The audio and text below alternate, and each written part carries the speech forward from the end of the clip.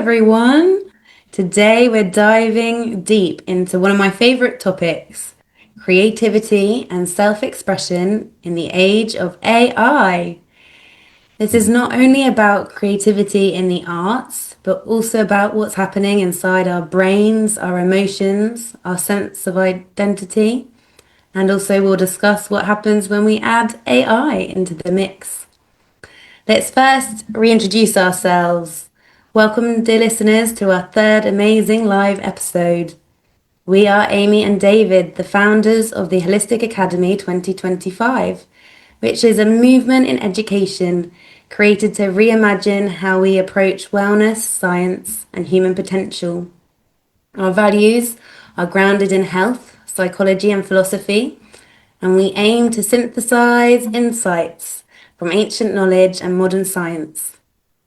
Along the journey, we will share wisdom, insights, and practical tools to help you live a healthy, happy, and holistic life. So, creativity.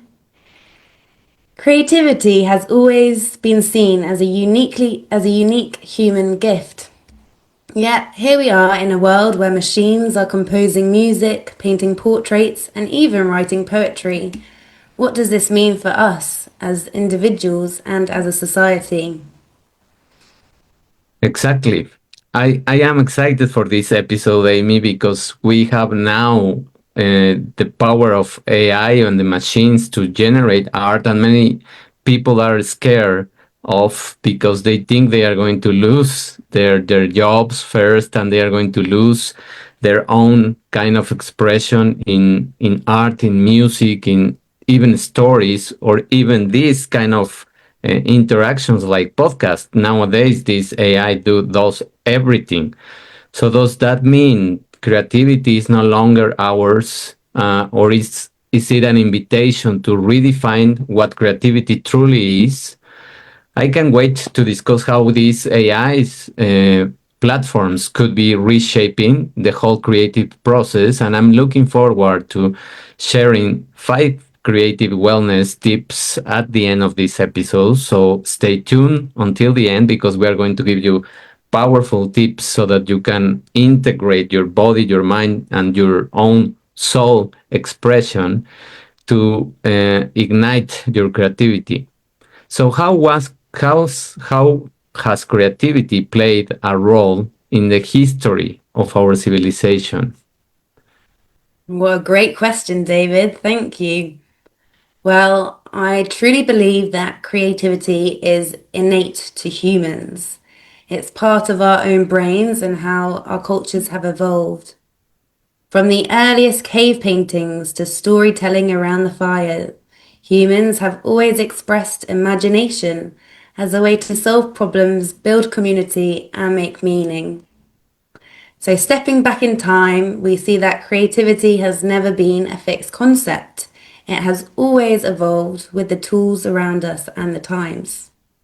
Mm. So, back in ancient Greece, creativity wasn't even thought of something humans owned.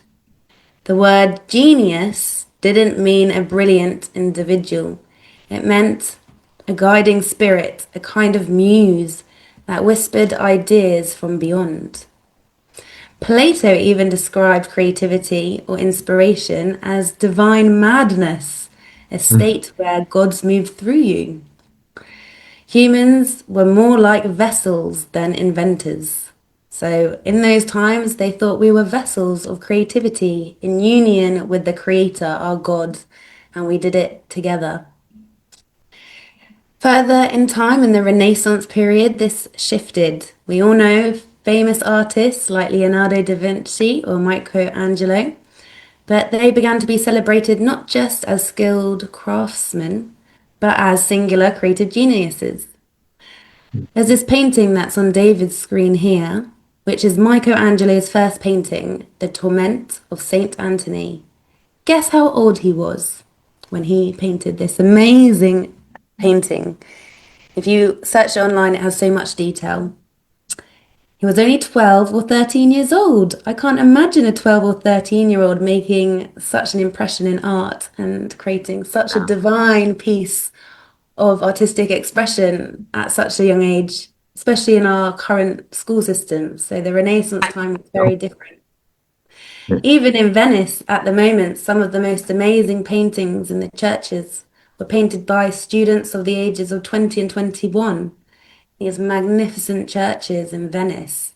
So it just goes to show that our creativity in earlier times flourished in different ways, and there was a different system where people became a polymath. We like to learn a lot about everything.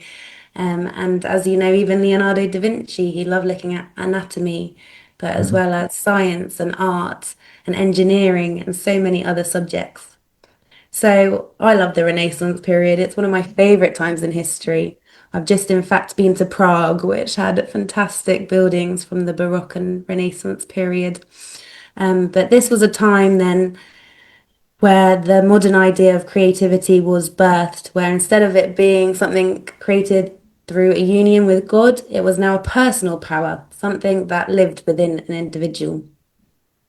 If we look over to the east of the world as well, the East traditions carried a slightly different wisdom. In Chinese philosophy, creativity wasn't about imposing one's will, but aligning with the Tao. The Tao is a philosophy that supports the natural flow of life. So, a little bit of a more holistic point of view on creativity. A painter might meditate before lifting the brush, waiting until their breath and the rhythm of nature were in harmony. So Mhm. these are quite amazing practices, and if you haven't searched the Tao philosophy, I really recommend it. In India, creativity was linked with Shakti, the divine feminine energy of creation itself. I don't know if that's related to the fact that women are creators and we create human beings, but it was definitely linked to that feminine energy of creation and learning about the power that we have as well as both men and women in creating. Going back as well and looking maybe to indigenous cultures and indigenous wisdom, creativity was rarely separated from community or spirituality. The song that was sung wasn't just art, it was medicine, it was a call to the spirits. Mhm. Dance wasn't just a performance, it was a prayer. So these are some really alternative perspectives, and across times and cultures, creativity then was seen less as ownership, that we own it, but more as a relationship between human and the divine, between human and nature, between human and community. But anyway, I'm really also curious about the science, David. I know a little bit about creativity, about our past, but I was thinking the other day, are humans more creative than animals? Surely we are.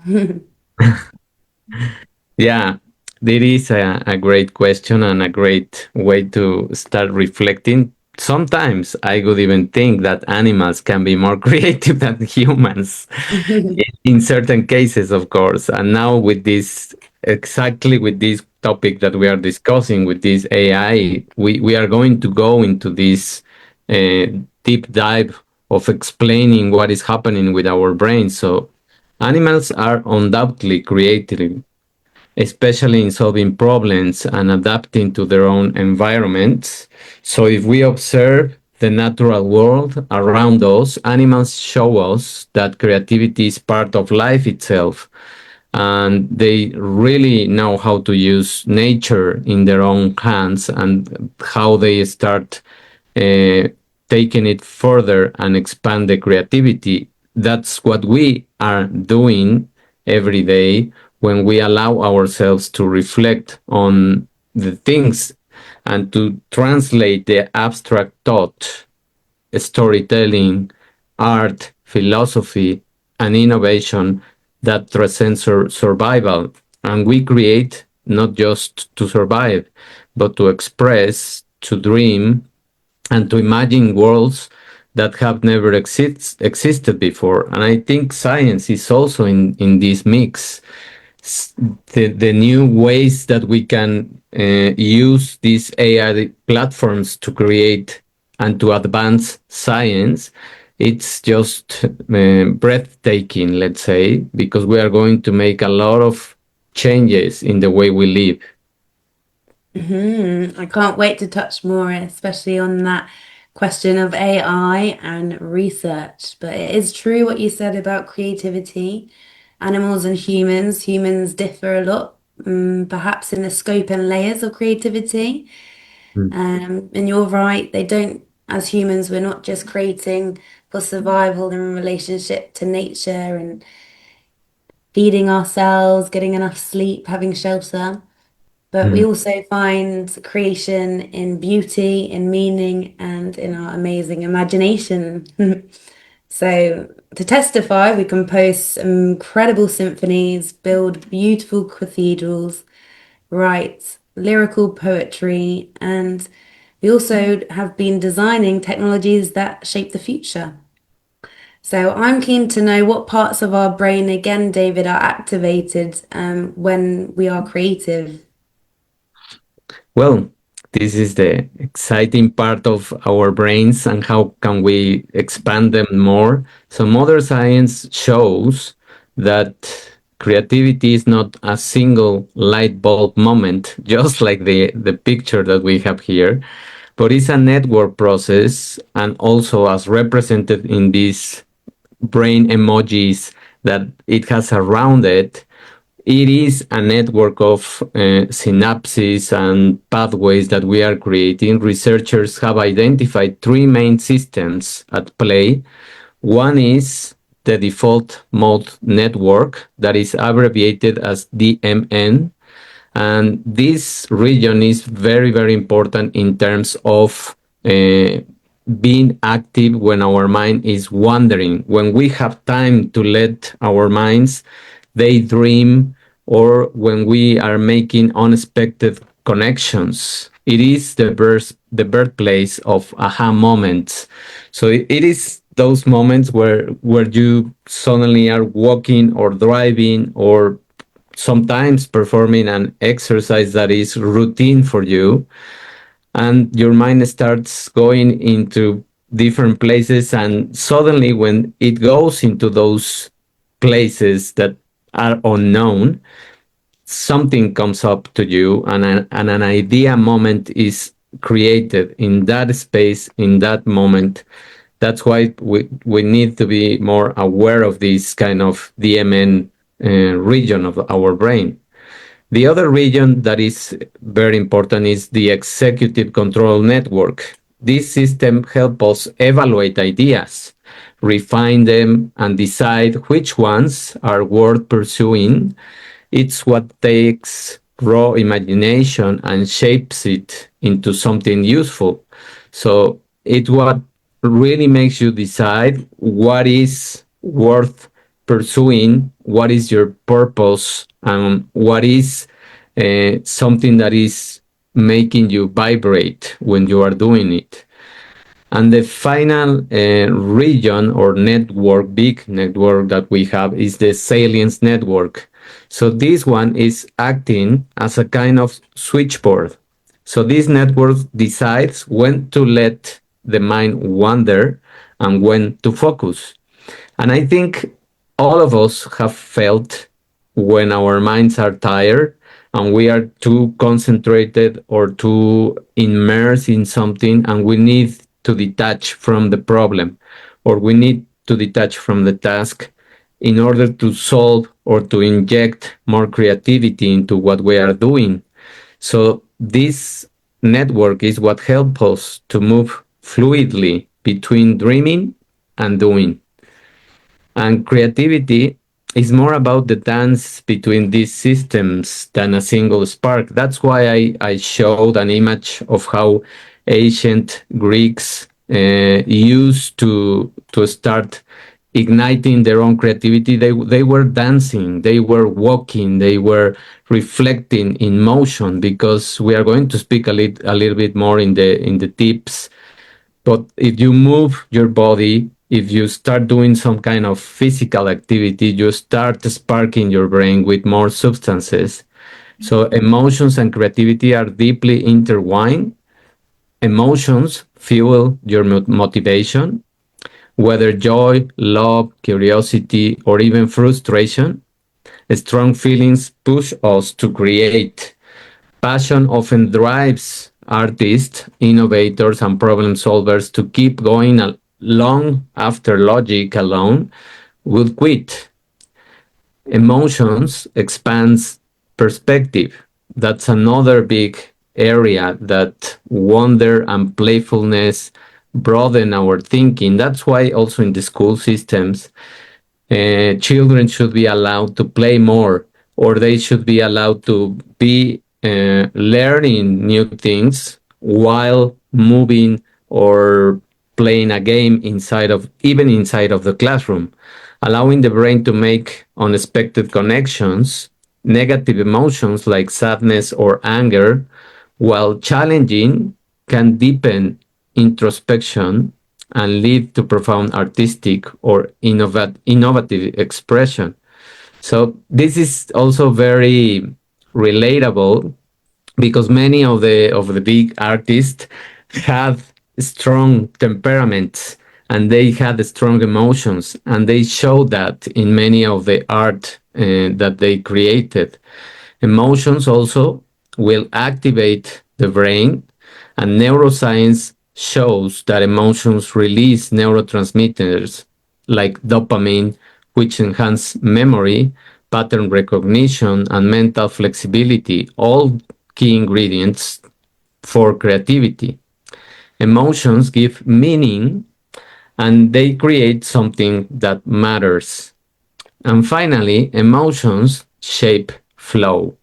When we are emotionally engaged, we are more likely to enter flow states and we lose track of time. We completely dissolve the timeline, let's say, and you enter into a space where creativity becomes effortless.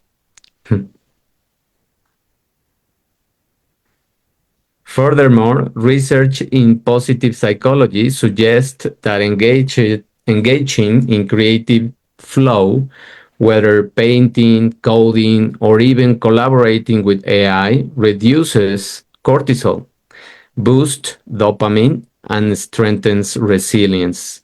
That's why all of these tasks of stimulating our brain are nowadays used to treat mental diseases. That's absolutely amazing to know that, David. Thanks for sharing. I love hearing about how our brains work and the different places and sections and systems of which parts are being activated for our creativity. And I also agree that emotions are a key part to creativity. They're not just background noise. We're not really prioritized emotional well-being or understanding often in common institutions like school, I guess. But emotions are innate to our human expression. They are part of us when we are not robots, and emotions are the fuel of creativity. So I agree, they are so important. I've noticed and observed that positive moods make creative flow a bit more fluent and can help create a lot of ideas and possibilities. Whereas I've seen as well, negative moods, as you mentioned, can really sharpen that originality and insight and detail. Maybe when we're digging deeper, as you said, we're searching harder into different topics. And some of the best artists or poems have been produced from the greatest pain. So it's quite interesting to know that emotions and creativity are completely linked together. And I also resonate with what you shared about the flow state. I think it's important to highlight that it's a really amazing place to be in. And I think it's where we were when we were children. Our parents wouldn't say, stop that, come and do some reading, stop that painting, come and do some cleaning. We would just be allowed to get stuck into our creative flow. And maybe for 5 hours we'd be playing the same game or doing the same colouring in, but we would be so happy in that state of flow. So it's an important place for creativity and problem solving. In my own brain, it's a place where my inner critic quietens down and I can start releasing the dopamine and endorphins that indeed fuel the creativity and joy. And definitely my most original ideas and breakthroughs are with the flow state. So thanks for sharing that. It's my pleasure, Amy, and yes, it's it's exactly right. What is fascinating is that research keeps showing us how creativity thrives in certain conditions. So we have to look for these kind of conditions to start priming our brain. So when we are relaxed, for example, not overstressed, that's why ideas come in the shower or on a walk or in even in the bathroom. So that's those are moments where you are just relaxed and you can just let your mind start this DMN or default mode network and you create the ideas. When we expose ourselves to novelty, new insights, sounds, or cultures, or when we travel, we start allowing this playful exploration without judgment. And I'd like to add that its relationships to our sense of identity, creativity connects us to who we are and how we see ourselves in the world. So this is very important in terms of how we identify with what we are doing, with our own purpose, with our own emotions. When we create, we express values, beliefs, and parts of ourselves that might otherwise remain hidden. And we show our personality in these places. When we write something, when we draw something, we show who we are if you look at the details. So it strengthens identity by giving us a sense of authorship over our lives. Yet it also expands our identity. When we step into new creative acts, we discover aspects of ourselves we didn't know existed. And this is something that remind me that the first times that I was just exploring this writing experience and writing blogs, it was just amazing how you enter into this flow uh, part of where you lose track of time and many ideas that come to you or many phrases or things that you reflect, you don't even uh, believe after you read them that they are yours. It's sort of like you are connected or plugged into this source energy that is giving you this creativity. So there are plenty of ways that we can be more creative and immerse ourselves in different creative environments. What environments do you think, Amy, encourage us or limit us in terms of our creativity? Mm. Well, I definitely agree with some of the things you shared, especially with our emotions being in that relaxed state of the default mode network, or also just silencing our brain and allowing ideas and stillness to come. I also don't think we celebrate creativity enough in our society, and there should be more moments for that stillness and relaxation, but also, as we shared, places that encourage play, curiosity, experimentation. These are amazing spaces to expand our creative capacity as well. So we can see that, to be a creative person, I know some adults who say that they're not creative, and that's such a shame because they're a human being, right? And they might see creativity as a born natural gift. But I think as well, it's something that we can actually consciously cultivate. So we can get more creative. In the pandemic, I spent every Wednesday night painting. I never painted before, and I just got a new thing online and decided to paint for a friend every Wednesday. And it was just a lovely new activity to expand my horizons, move my brains in different directions. Another year, I deleted Facebook and I thought, well, I don't want to waste my time. I'm going to do my bucket list this year. And I ended up playing a musical instrument and learning it by myself when my teacher told me I wasn't musical. So I proved wrong, and I also managed to be more creative and develop and grow another part of my brain. So that was quite an interesting experiment.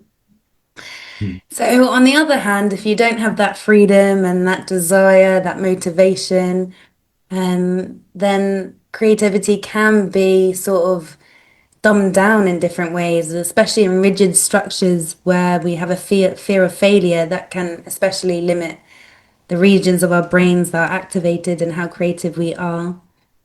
Mhm. I also feel like if you just learn that there's one right thing to everything and one right answer to everything, then you're not learning that your brains can go beyond that. They can think outside the box. There's actually maybe multiple answers or multiple ways to get to the same answer. So it's important to, yeah, keep the environment diverse and with lots of opportunities, and that, everything goes. There's no wrong answer. It's all right. It's just about experimentation and exploring and learning about the world and yourself.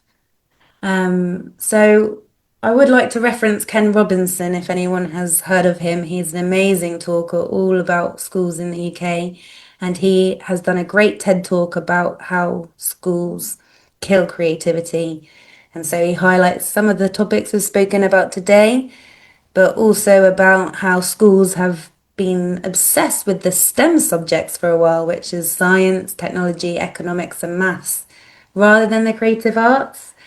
And in my knowledge, a lot of that has been to try and, you know, move our society forward within that technological revolution for the STEM subjects, but it also goes back in time to the space race between Russia and USA when they wanted all the students to be the best scientists and the best astronauts to get us to the moon. So a lot of the focus on STEM subjects is around that and our push to having a more technological and technologically advanced world. But yeah, I also think that it's important to recognize how important the creative arts are as well. And schools, unfortunately, seem to say or have a soundbite that you won't be able to make a living being a creator or being creative, which is totally wrong, but they just sort of had this mainstream narrative and idea. So there are a lot of ways as well how environments like school kill out creativity, and you might often find homeschoolers who are actually thinking outside the box, being more free themselves, being inventors and creators rather than a traditionally educated child. So it's definitely something to think about, and I love exploring creativity. I think one more important thing to touch on in why creativity could be hindered as well is if people don't feel safe with being themselves, as we shared, it's about your authentic expression and part of your self-expression to do with your values.